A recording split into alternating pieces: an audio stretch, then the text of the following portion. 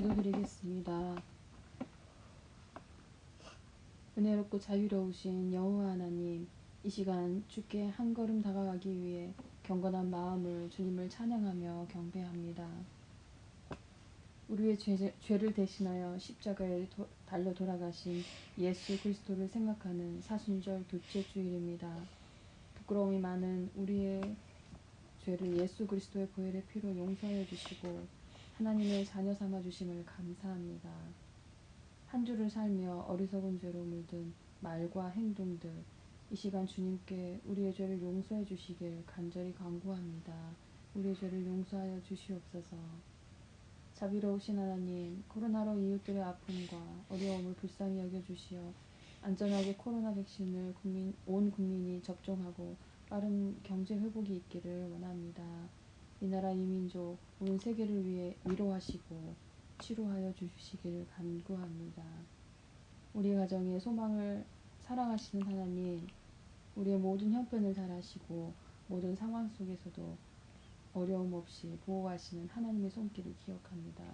주님의 은혜를 잊지 않고 하나님을 기억하는 믿음의 가정 되기를 원하오니 이 믿음의 가정을 기억하여 주시옵소서. 보잘것없고 부족한 종의 가정을 주님의 방법으로 사역의 지경을 넓혀주시고 인도하여 주시옵소서. 사순절 둘째 주일 저희 가정에 주신 주님의 말씀을 경건한 마음으로 경청합니다. 주신 말씀으로 그리스도의 사랑을 마음에 채우는 믿음의 가정으로 세워주시옵소서. 진리의 말씀을 선포하시는 백종호 목사님께 성령님께서 함께하여 주시어 말씀이 저희 마음밭에 잘 뿌려져 믿음의 좋은 열매가 열리게 하여 주시길 간절히 원합니다. 예수 그리스도의 고난당하심을 생각하며 경건한 마음을 모아 이 시간 저희 가정 주님께 예배드립니다. 우리의 예배를 기뻐 받아주시길 간절히 간구하오니 우리의 예배를 받아주시옵소서. 우리를 죄에서 구원하신 예수 그리스도의 이름으로 간절히 기도드립니다. 아멘. 마태복음 18장 12절에서 20절까지의 말씀을 제가 봉독하겠습니다. 하나님의 말씀을 경청하시기 바랍니다. 너희 생각에는 어떠하냐? 만일 어떤 사람이 양 100마리가 있는데 그 중에 하나가 길을 잃었으면 그 99마리를 산에 두고 가서 길 잃은 양을 찾지 않겠느냐? 진실로 너희에게 이르노니 만일 찾으면 길을 잃지 아니한 99마리보다 이것을 더 기뻐하리라. 이와 같이 이 작은 자 중에 하나라도 잃은 것은 하늘에 계신 너희 아버지 뜻이 아니니라. 내 형제가 죄를 범하거든 가서 너와 그 사람과만 상대하여 권고하라. 만일 들으면 내가 내 형제를 얻을 것이요 만일 듣지 않거든 한두 사람을 데리고 가서 두세 증인의 입으로 말마다 확증하게 하라. 만일 그들의 말도 듣지 않거든 교회의 말하고 교회의 말도 듣지 않거든 이방인과 세례와 같이 여기라. 진실로 너희에게 이르노니 무엇이든지 너희가 땅에서 매면 하늘에서도 매일 것이요 무엇이든지 땅에서 풀면 하늘에서도 풀리리라. 진실로 다시 너희에게 이르노니 너희 중에 두 사람이 땅에서 합심하여 무엇이든지 구하면 하늘에 계신 내 아버지께서 그들을 위하여 이루게 하시리라. 두세 사람이 내 이름으로 모인 곳에는 나도 그들 중에 있느니라. 아멘. 오늘 마태복음 18장 12절부터 원래는 11절인데 우리가 본문이 없으니까 12절에서 20절까지의 말씀입니다. 그 중에 14절까지의 말씀은 우리 아들들이 한 번은 들어봤을 건데 잃은 양에 대한 이야기입니다. 사실 잃은 양에 대한 이야기는 신약성경에서 예수 그리스도께서 굉장히 중요하게 하신 말씀 중에 있지만 사실은 구약에서도 굉장히 다양하게 나오죠. 구약의 대표적인 인물인 사울 왕에 대한 이야기를 할 때 사울 왕이 되기 전에 사무엘에게 간택이라는 표현이 좀 그렇지만 사무엘 선지자에게 기름 부음을 받기 전에 그 사건이 바로 잃은 양을 찾으러 떠나는 사울의 이야기가 있습니다. 그래서 도저히 찾을 수 없어서 그 당시 가장 그 주변에서 유명하고 지혜롭고 그 예언자라고 소문난 사무엘을 찾아가는 사울의 여정에서 하나님의 기름 부음을 받게 되는 여종으로 변하게 되죠. 또 하나는 다윗 왕입니다. 다윗 왕이 온 가족들이 사무엘의 방문으로 인해서 축제를 하고 있는데 다윗만 가족들과 떨어져서 들판에서 양치고 있는 장면을 구약 성경에서 우리가 찾아볼 수 있습니다. 그런 만큼 잃은 양에 대한 이야기가 우리에게 시사하는 바가 굉장히 다양하게 있어요. 그 중에 사울 왕의 이야기와 다윗 왕의 이야기에서 보면 혹시라도 우리가 오해할 수 있는 소지가 있는데 뭐냐면, 그리고 그리스도인들이 아닌 많은 사람들 또는 많은 그리스도인들이 놓치고 있는 것이 뭐냐면, 잃은 양을 찾기 위해서 목자가 이 한 마리 양 때문에 아홉 마리를 양을 놔두고 한 마리를 찾아갔기 때문에 99마리가 주인이 아닌 보호를 받지 못하는 것으로 이해되고 있는데, 이 이야기를 듣고 있는 신약 성경의 마태복음서나 사울 왕과 다윗 왕 때의 이야기를 보면 우리가 이해할 수 있는 것이 뭐냐면, 그리고 우리가 이해해야 되는 것이 뭐냐면, 양을 칠 때 100마리가 되는 양을 혼자 치러 가지 않는다는 거예요. 물론 100마리를 내가 책임지고 있지만 그 100마리를 내가 책임지고 보살펴야 되고 지키고 보호해야 되지만, 그 주변에 또 그만큼의 그 양을 지키고 있는 목자가 주변에 있다라는 거죠. 혼자 들판엔 절대로 나가지 않는 것이 그 당시의 문화였고 관습이었어요. 왜냐하면 그 당시엔 곰도 있었고 사자도 있었고 그리고 늑대들이 있었기 때문에 혼자서는 그것을 헤쳐나갈 수가 없었어요. 우리나라로 따지면 곰인지 사자인지 호랑이인지 늑대인지가 이해가 잘 안 되는데, 우리나라도 과거에는 호랑이도 많았고 곰도 많았고 늑대도 많았다고 합니다. 어쨌든 우리 그리스도인들이 놓치고 있는 게 뭐냐면, 왜 목자는 99마리의 양을 놔두고 한 마리를 찾아가고 그 한 마리를 찾아오는 것에 기쁨을 느꼈을까라고 했을 때, 전제 조건이 시작이 뭐냐면 99마리를 포기하고 그리고 신경 쓰지 않고 놓고 갔다는 게 아니라는 거지.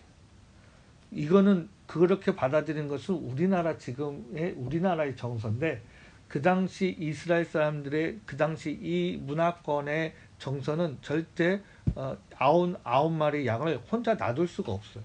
왜냐하면 아까도 얘기했다시피 그 늑대와 곰과 사자들과 들짐승들이 많았기 때문에 절대로 그렇게 둘 수가 없어요. 주변에 그 똑같은 목자들이 여러 군데 있었다는 거지.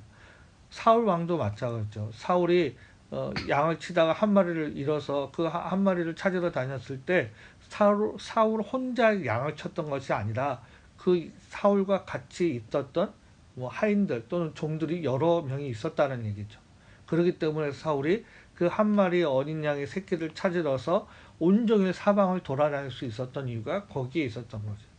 다윗 왕도 마찬가지로 다윗 왕이 혼자 들판에 있었지만 그것은 형제들이 부모에 의해서 집에 모여 있었기 때문이지, 평상시에는 다윗 왕뿐만 아니라 그 당시엔 다윗 왕이 아니었지만 다윗 혼자 아니라 형제들이 함께 양을 치고 있었다는 거죠.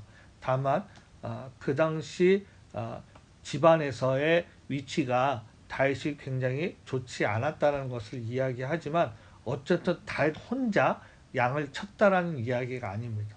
그러면 더불어서 우리에게 이야기해 주는 건 뭐냐면, 99마리 양은 지금 어디에 보호되고 있는 거예요? 하나님 안에 지금 보호되고 있는 것을 이야기하고 있는 것입니다.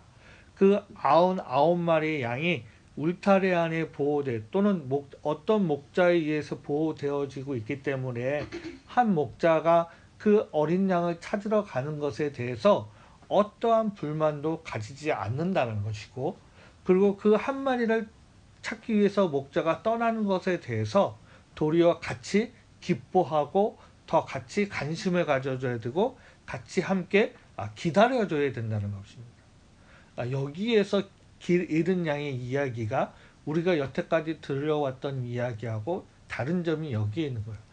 여태까지 우리나라에서 기른 양은 뭐 하나님을 찾지 못하고 하나님을 벗어나고 이런 이야기들만 했다고 한다면 사실은 거기에 초점이 맞춰져 있던 것이 아니라 99마리는 완벽한 하나님의 울타리와 하나님의 보살핌이 있었기 때문에 한 마리를 위해서, 한 명의 그리스도인을 위해서, 교회를 떠나거나 교회를 알지 못하는 한 양을 위해서 그 목자가 그 양을 위해서 전심전력할 수 있도록 뒤에서 서포트해주고 도와주고 관심을 가져주고 물질과 음식을 제공해 줄 수 있기 때문에 한 마리의 양을 위해서 찾으러 떠날 수 있었다는 것을 우리에게 들려주고 있는 것입니다.